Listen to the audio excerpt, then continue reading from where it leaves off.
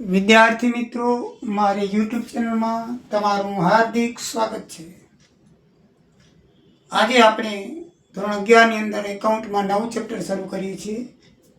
Chapter number 8 ખાસ આમનોંધ. તો મિત્રો, નામાના મૂળ તત્વો આપણે 7 ચેપ્ટર પૂરા કર્યા. 8મા ચેપ્ટરની અંદર ખાસ આમનોંધ આવે છે. તમને ખ્યાલ છે કે ખાસ આમનોંધ કોને કહેવાય? આપણે અગાઉ જોઈ ગયા છીએ.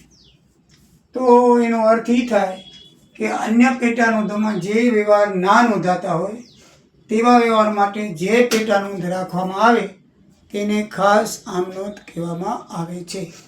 આપણે જો બધી પહેલાં આમનોંધો જોઈ ગયા, પેટા આમનોંધો, બરાબર. ખરીદ ખાતું, વેચાણ ખાતું, ખરીદ પરત, બરાબર, વેચાણ પરત, આ બધા ખાતા જોયા. બધાની અલગ અલગ પેટા નોંધો રાખવામાં આવતી હતી. અમુક છે, દાખલા તરીકે ધંધામાં ધર્માદામાં આપેલ માલ, નમૂનાથી ગયેલ માલ, અંગત વપરાશ માટે લીધેલ માલ, હુંડી નકરામણી, લેણી હુંડી, દેવી હુંડી કે હુંડીનો વેચાણ શેરો, ઘસારો, આગ, અકસ્માત, ચોરીથી ગયેલ માલ, માલ મિલકત ખરીદ વેચાણ વગેરે જેવી આમ નોંધ છે તેવી આપણે પેટા નોંધોમાં આમ નોંધ આવતી નહીં. બરાબર છે. પેટા નોંધોની જે સ્પેશિયલ 6 હતી એમાં જ આપણે આમ નોંધ કરતા, બાકી કોઈ કરતા નહીં. બરાબર છે. માલ ખરીદ, માલ વેચાણ, માલ પરત, ખરીદ પરત. તો આના સિવાયની બધી આપણે ક્યાં કરીએ? ખાસ આમ નોંધમાં કરીએ છીએ. તો ખાસ આમ નોંધના 6 પ્રકાર પાડવામાં આવે છે. ખાસ આમ નોંધને 6 વર્ગમાં વહેંચવામાં આવી છે. બરાબર છે. એક તો પહેલો ભાગ છે શરૂઆતની નોંધ. એ કેવી રીતે કરાય એ માટે શરૂઆતની નોંધનો એક વિભાગ વર્ગ કરવામાં આવે છે. પછી અન્ય પેટા નોંધોમાં ન સમાતા વ્યવહારો, જે અન્ય પેટા નોંધોમાં ન સમાતા વ્યવહારો હોય એનો એક અલગ ભાગ કરવામાં આવ્યો છે. બીજો ખાતા ફેરબદલીના વ્યવહારો છે. ખાતું એકબીજાથી બીજા ખાતે લઈ જઈએ એના વ્યવહારો છે. આખર નોંધ આવે છે કે આખરના જે માલ હોય બધા સ્ટોક એની નોંધ કરવામાં આવે છે. જેમ શરૂઆતનામાં આપણે ધંધો કરવા માટે લઈ આવ્યા એવી રીતે આખરની નોંધ આવે છે. હવાલા નોંધ આવે છે. નીચે હવાલા આપેલા હોય. ભૂલ સુધારણા નોંધ, કોઈ ભૂલ થઈ ગઈ તો ભૂલ સુધારણાના આમ નોંધ થાય છે. એટલે આમ 6 પ્રકારની આમ નોંધો ખાસ આમ નોંધની અંદર કરવામાં આવે છે. પરીક્ષામાં પૂછાય કે ખાસ આમ નોંધમાં નોંધાતા વ્યવહારોનું વર્ગીકરણ લખો અથવા કઈ કઈ આમ નોંધો થાય છે તે જણાવો. તો આ 6 આમ નોંધો તમારે જણાવવાની છે. અને એ 6 આમ નોંધો વારાફરતી આપણે એક લેતા આવી છીએ. સૌથી પહેલાં લઈએ છીએ શરૂઆતની આમ નોંધ. તો શરૂઆતની આમ નોંધ કેને કહેવાય? કે આપણે જે ધંધો શરૂ કરવા માટે કંઈ પણ વસ્તુ, ફર્નિચર, રૂપિયા દેવા લેવા લઈ આવ્યા હોય એને શરૂઆતની આમ નોંધ કહેવાય.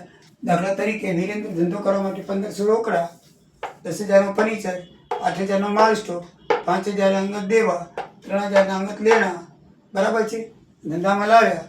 તો ખાસ આમ નોંધ લખો. તો મિત્રો, આ શરૂઆતની આમ નોંધ કહેવાય એને. કે ધંધોની શરૂઆતમાં કોઈ પણ વસ્તુ આપણે લાવ્યા હોઈએ, બરાબર છે, તો એને શરૂઆતની આમ નોંધ કહેવાય. એમાં કયું ઉધાર થાય ને કયું જમા થાય, બરાબર છે. તો મિલકતો ખાતે હંમેશા ઉધાર થાય. આ ફર્નિચર મિલકત કહેવાય, માલ સ્ટોક મિલકત કહેવાય, લેણા છે એ દેવાદારો છે મિલકત કહેવાય. લેણા ખાતે હંમેશા ઉધાર કરવાનું, મિલકતો ખાતે ઉધાર. અને દેવા હોય, લેણદારો હોય, બરાબર છે, તો એના ખાતે મૂડી હોય તો એના ખાતે શું થાય? જમા થાય. એટલું યાદ રાખજો. મિલકતો ખાતે ઉધાર, બરાબર, અને મૂડી દેવા ખાતે જમા હોય છે ને. બે ભાષા હોય છે પાકા શરીરના. મૂડી અને દેવા તો એ હંમેશા જમા થાય. મિલકત અને લેણા એ હંમેશા ઉધાર થાય. એ બરાબર યાદ રાખજો. તો આ મિલકત અને લેણા છે, આ બે મિલકત ને લેણા. અને મૂડી અને દેવા, મૂડી ને દેવા જમા થાય.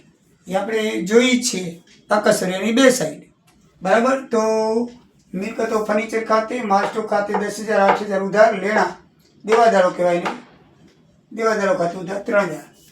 તો પછી દેવા લખ્યા છે એટલે દેવાની લેણદારો કહેવાય, બરાબર છે. એ આપણા દેવા છે, આપણે દેવાના છે, તો એ 5,000. તો બાકી જે 4 આઈટમ, 5 આઈટમ આવી ગઈ, બરાબર છે. તો આપણે બાકીના જે રૂપિયા છે, બાકીની જે લઈશું એ બધું મૂડી ખાતે લખવાનું. એટલે આમાં 1500 રોકડા આવી જશે.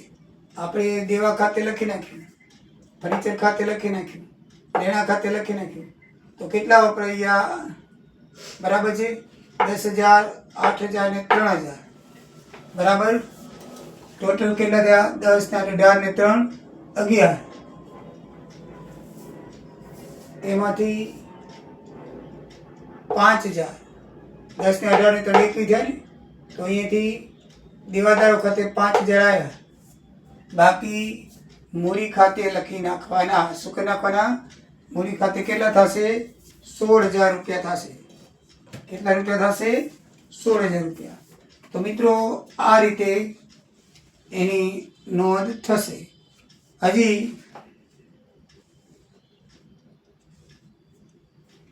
તમને એમ થાય કે આ રોકડા કેમ ન લખ્યા? બરાબર છે ને? તો યાદ રાખજો મિત્રો, રોકડ ક્યારે ખાસ આમદમાં લખાતી નથી, રોકડ મેળમાં આવે છે. બરાબર છે? રોકડ મેળ કે બીજી નોંધમાં લખતા હવે વાળું ખાસ આમદ નથી થતા. એટલે આ જે આઈટમ છે 1,500 રૂપિયા, એ આપણે ક્યાંય આવશે નહીં.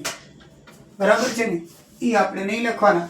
કારણ કે ઘણી વખત આપણને જેની અલગ આમનોંધ થાય છે એ બધી આપશે, તો એ નહીં લખવાની. આપણે જેની અલગ પેટાનોંધ આપણે જોઈ ગયા છીએ, પેટાનોંધો કરતા હોય વેપારી, બરાબર છે, તો ઉપર લખે. નાના વેપારીઓ પેટાનોંધ ન બનાવતા હોય, વેચાણ પરત ખરીદ પરત ન બનાવતા હોય, તો સૂચના લખશે કે ભાઈ બનાવતા નથી, તો આપણે આ ખાસ આમનોંધ લખવાની. પણ જો કોઈ સૂચના ના આપેલી હોય તો સમજી લેવાનું કે બનાવે જ છે, તો રોકડ ખાતું એ બનાવતા જશે, રોકડ મેળ બનાવતા જશે. એટલે આપણે ધ્યાનમાં દેવાનું નહીં.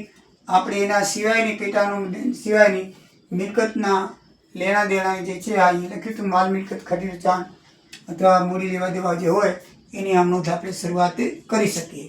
તો એમાં 10 ને 8 18 ને 3 11 આવી ગયા. દેવા ખાતે 5,000 આવ્યા.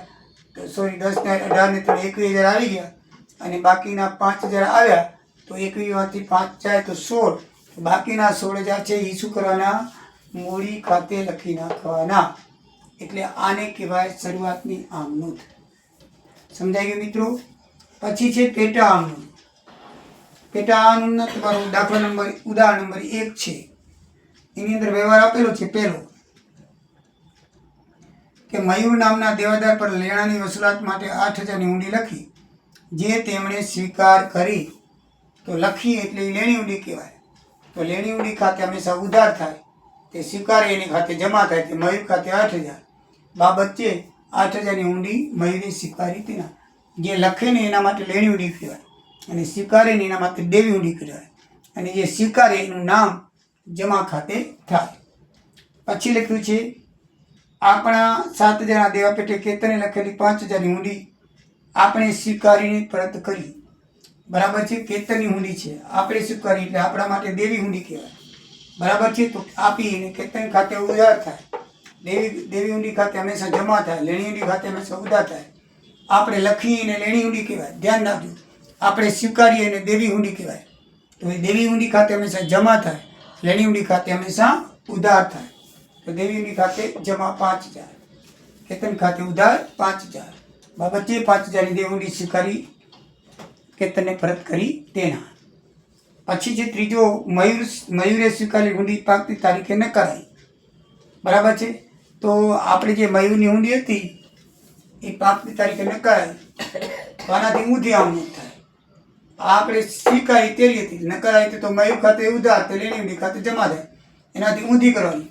મયુર ખાતે ઉધાર, તે લેણી ઊંડી ખાતે જમા 8,000. એટલે 22 વર્ષા એન્ટ્રી થઈ જાય એટલે ખાતું સરભર થઈ જાય. જ્યારે તમે ઊંડી સ્વીકારો અને નકારો ને ત્યારે જે ઊંડી સ્વીકારી એના કરતાં ઊંધી આમનોંધ લખવાની. એટલે આપણને ખાતું સરભર થઈ જાય. બાબત છે 8,000 ની ઊંડી ન કરાય તે. ચોથી આઈટમ છે 4,000 નો માલ ચેતનને પરત કર્યો. આ માલ 10 દિવસ પહેલા 3 માસની મુદતે શાક પર ખરીદવામાં આવ્યો હતો. તો માલ પરત કર્યો, તો માલ જાય છે તો જમા, લેનાર ખાતે ઉધાર, ચેતન ખાતે ઉધાર 4,000, તે ખરીદ માલ ખાતે પરત. બરાબર છે? તો 4,000 બાબત છે 4,000 માલ ચેતનને પરત કર્યો તેના.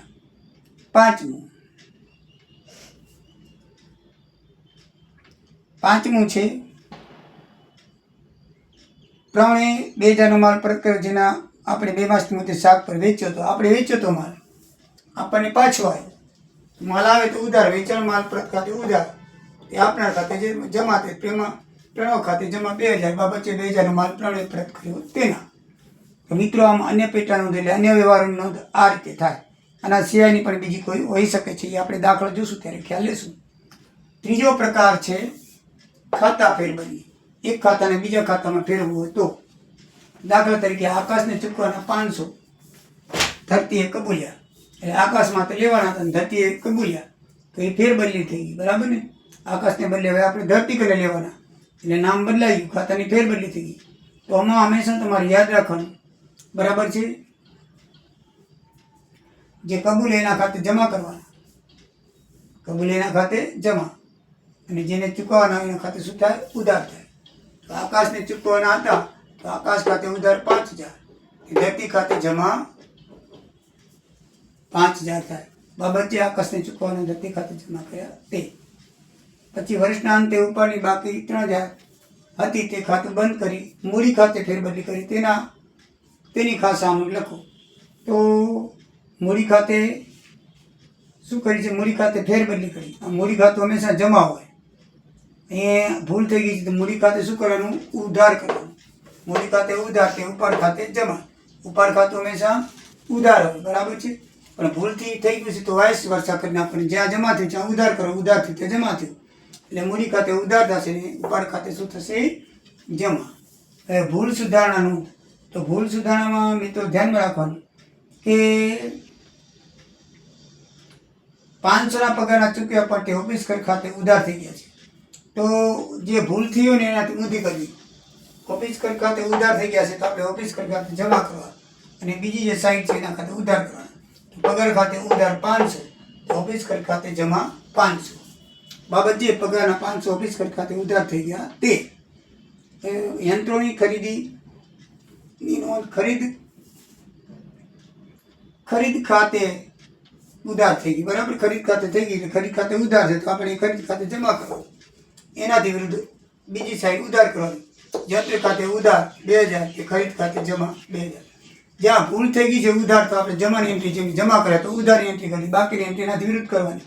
એટલે ભૂલ સુધારણામાં તમને કોઈ દિવસ ભૂલ નહીં થાય. વીમા પ્રીમિયમના ચૂકવેલ રૂપિયા 200 ઉપરના ખાતે ઉધાર છે. હવે ઉપરના ખાતે ઉધાર એટલે તો આપણે ઉપરના ખાતે જમા કરી નાખવાના, એટલે બે ખાતું સરભર થઈ જાય. ઉપર ખાતે જમા તો બાકીની એન્ટ્રી ઉધાર થાય. તો વીમા પ્રીમિયમ ખાતે ઉધાર 1200, તે ઉપાડ ખાતે જમા 1200. બાબત જે વીમા પ્રીમિયમની રકમ ઉપાડ ખાતે ઉધાર તે ભૂલ સુધારી તેના. તો મિત્રો ટોટલ 6 છે, એમાંથી આખર નોંધ અને હવાલ નોંધ 2, 4 ને 5 રહી ગયા છે, એ નેક્સ્ટ વિડીયોમાં કરશું. અત્યારે આખર નોંધ લાંબી હતી એટલે આમાં ભૂલ સુધારણા મેં લઈ લીધી, ટૂંકી હતી એટલા માટે, નંબર 6ની. એટલે 1, 2, 3 અને 6, 4 થઈ ગઈ. 1, 2, 3, 6, 4 થઈ, અને 4 ને 5 બાકી છે. નેક્સ્ટ વિડીયોમાં 4, 5 ભૂલ સુધારણા લઈ અને દાખલો લેશું. તો મિત્રો બહુ જ એકદમ ઇઝી અને સરળ ખાસ આમનો છે, એનો દાખલો પૂછાય તો પૂરેપૂરા માર્ક આવે. થોડીક આમનોંધમાં ધ્યાન રાખવા જેવી છે. ભૂલ સુધારણા એટલા માટે મેં અલગ અલગ ઉદાહરણ લઈને મેં કરેલું છે. ઘણી વખત આપણને નોર્મલ લાગે, પણ જો તમે પ્રેક્ટિસ ન કરેલી હોય તો ખાસ આમનોંધ ન આવડે. એટલા માટે મેં કેટેગરી છે એ કેટેગરી વાઇઝ જ કરેલી છે. 6 કેટેગરી છે, 6-6ની મેં આમનોંધ કેવી રીતે થાય, કારણ કે ઉદાહરણમાં 6-6ની અલગ નથી, બધી મિક્સિંગ છે. એટલે 6-6ની મેં અલગ કરીને બતાવી, તમને ખ્યાલ આવે એટલા માટે કે જેથી તમે જાણી શકો. તો મિત્રો આવજો. જય દ્વારિકાધીશ, જય સિયારામ.